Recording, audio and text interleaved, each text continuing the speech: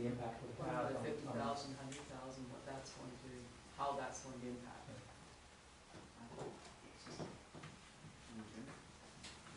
Mark? Councilor Armstrong?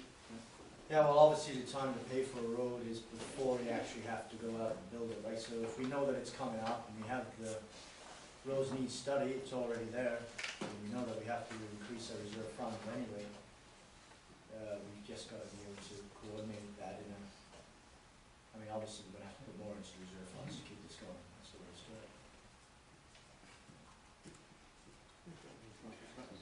When the road needs study was done, it was based on a 10-year program of upgrading all the roads through the municipality. Where did they get the 10 years from? Like, was that just a number that was, let's do it for 10 years? Can some of those roads wait till like 15 years? Yeah, there's a long, I mean, you never, I don't think you could afford to bring all the roads up to, it's an arbitrary 10-year, it's just established as a reasonable. Because they said 2 million at the 10-year is what we needed to put away, and we're putting 1.3 if I remember. So if you stretch that out to say 15, and increase it to 1.5 or something like that, I mean, is that type of thing work? It depends, if the road falls apart, no. That's the discussion that you have to have on each of the roads annually, or what the road takes and where that gets adjusted in that 10 years. It's a guideline. If I could maybe just jump in many municipalities, not having practice here, there can be a road program that's based on wards. And what is my ward yet? And so it becomes very political, and so we can do that. We just think that there's kind of a more rational approach, or a more logical approach to doing that.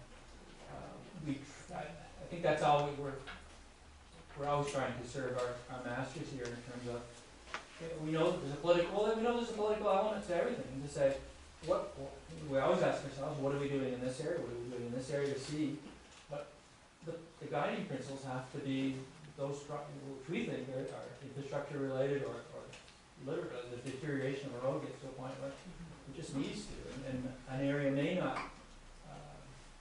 That was the problem early on with the forest system, because it was all infrastructure driven. You know, people were so sick, oh God, what roads and forests again? You know, we made a major inroads there, still important to them, but as opposed to a political, some for everybody kind of thing. It's not rational sometimes. Well, given that, if you do, say, upgrade another east-west, for example, could you take the pressure off of another road by doing that? So, again, going back to Rory's position, that it maybe would give more life to an existing road by doing that. Whether that means putting the dollars into getting one up and running now to take the pressure off of another road might be the best.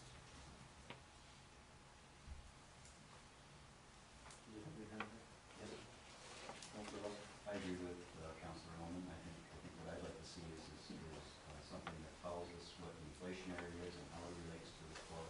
But I think that probably the more important is that we don't get into the word thing. I mean, the report says right here, 82% in rural semi-urban areas, and as somebody who represents mostly a rural ward with a small amount of urban here in Thetford, we know why that is, because of what you explained, John. We don't want to get into that. I think that the lead study says it best. You put your apples in a basket that they necessarily have to be put in, but what it also says in here is very important, is that every 2 years, and maybe every half a year during the 2 years, we're reviewing that as a council. So then, if we do have those things that break up, well, let's deal with it. But if we don't have the reserve, if we don't extend that reserve and get that report at the top end of this thinking, then we still aren't going to be able to handle what this report really says. It is a key element of this document. When Forest had a whole bunch of the names updated and the roads are updated, how does that affect and change the road study? Like you had a number of roads there fixed, and they would have been in that road study in a series does that alter some of, like, I mean, I don't know how many were there that needed to be replaced that were identified in the book, but there was a number that were done. So does that sort of, change kind of the specifics there of some of the roads, like, I think I'll speak for Nick, but I think in fairness, what we tried to do was prioritize that water main replacement program. What were the worst areas? Do it in a way that was kind of zoned. Is that the best term? To make sure that the whole area rather than piecemeal was upgraded.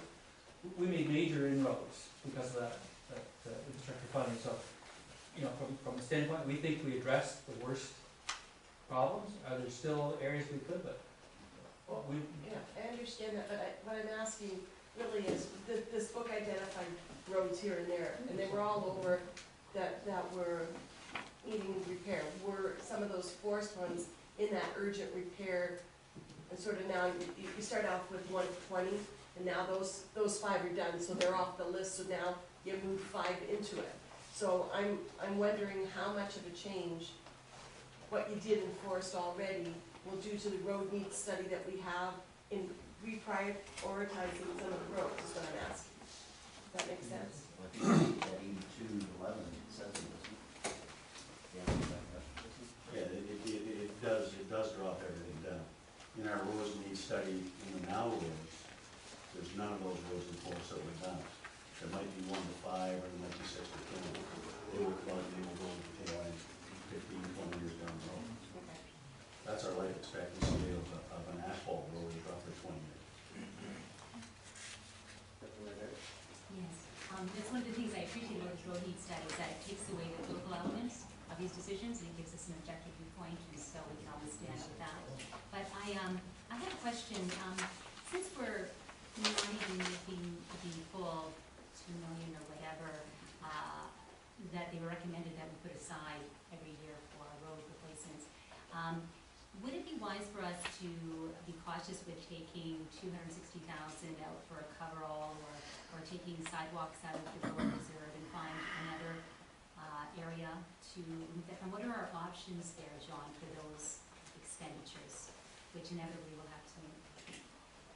Well, again, that's the challenge. We have a health and safety issue with respect to the South Depot at this point in time.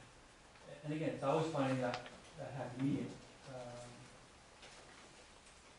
And we'll present those, ultimately when you're dealing with the budget, this is what you will have to wrestle with, is prioritizing those things. That road A has a higher priority than the coverall, we'll just have to defer the coverall for a year.